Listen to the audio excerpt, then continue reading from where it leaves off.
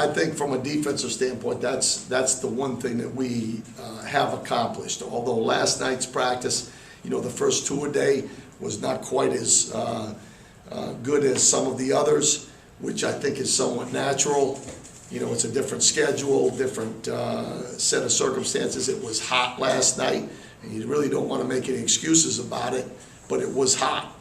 And the second time through in a new schedule, it was a little bit different. But overall, I've been extremely pleased with the way we're running to the football. And for us to be successful, that's us. It has to be us. And that's, I've made that a priority from the start of spring football.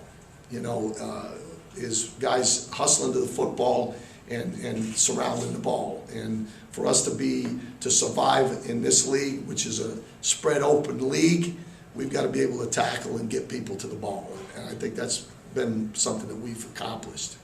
And when I say speed, I'm not just talking about the defensive backs, down the field. I'm talking about defensive linemen being able to run to the ball, linebackers running to the ball. I think as a team, we're probably a little bit faster right now than we were in the spring, and that just helps us. But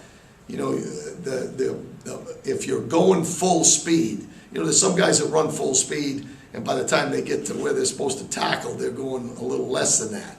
I think if we get our guys running full speed to the football, then we'll have a chance to compete. I think the instinct part, hopefully you've recruited that.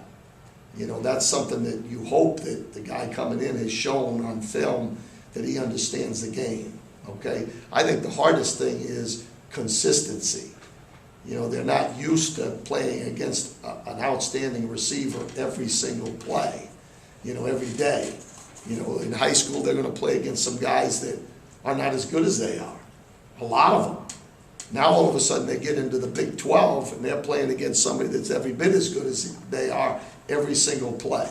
And I think that's the thing, the urgency of technique, the urgency of knowing that you're playing against a guy that is every bit as good as you are, every bit as talented and maybe better.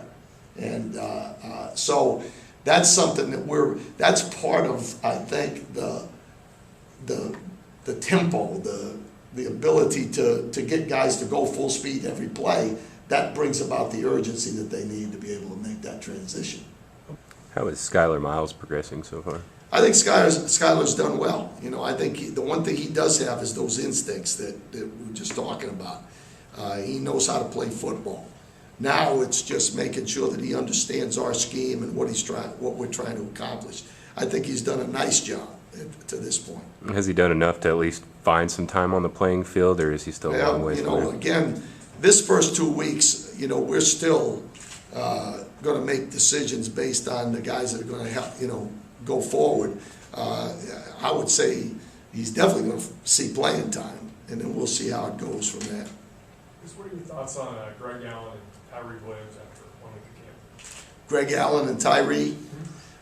Greg Allen is a guy that has shown an awful lot from a speed standpoint, and he has those instincts. Tyree, kind of the same way. Again, those guys are on a learning curve right now, both of them.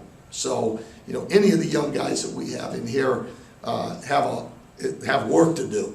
We have work to do. We still have a lot of work to do.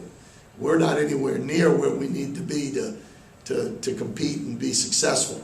But the attitude part of it has been outstanding, and that's the same with even our veteran guys. We've got to get better. We're sitting here to think that we're going to just walk out there and be better just because we brought in a few new players is unrealistic. We've got a lot of work to do, and we still have a lot of work to do.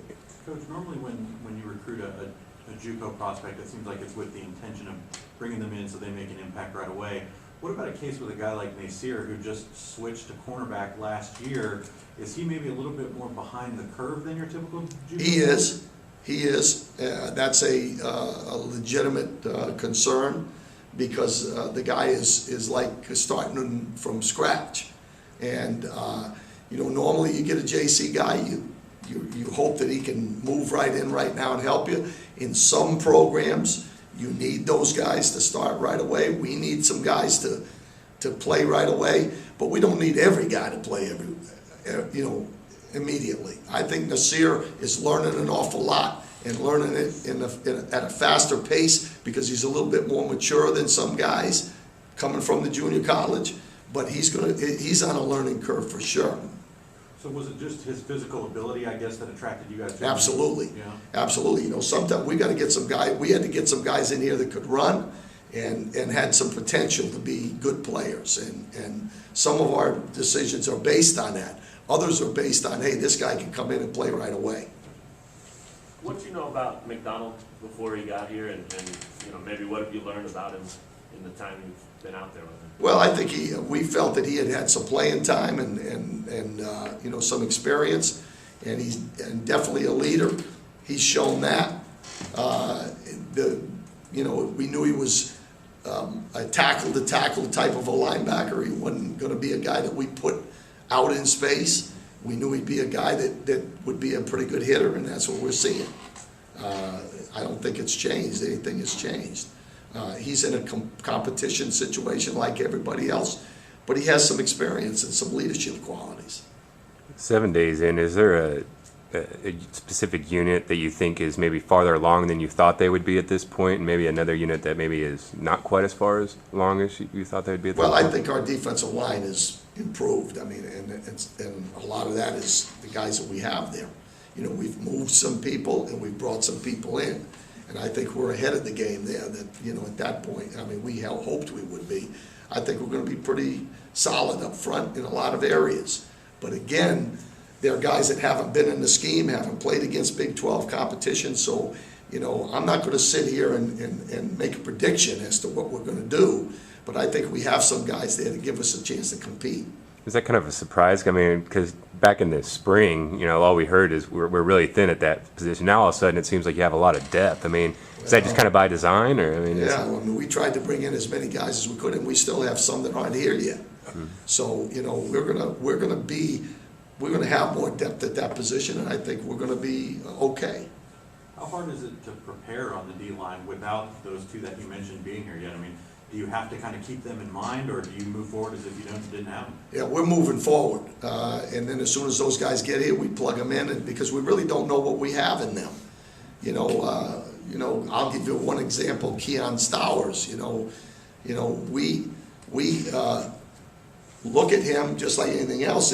It's an evaluation. Oh well, we think he can do this. Well, then he comes in and he does that. Then you're validated.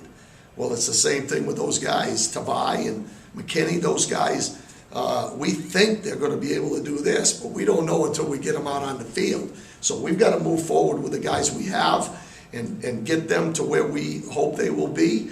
And when those guys come in, we start with them, and hopefully they jump right in and are part of that unit. It's maybe a decision for down the road, but do you go into it thinking you'd like to redshirt some guys on defense from this first? Yeah, I don't. That's Coach Weiss's decision. I don't make that kind of decision.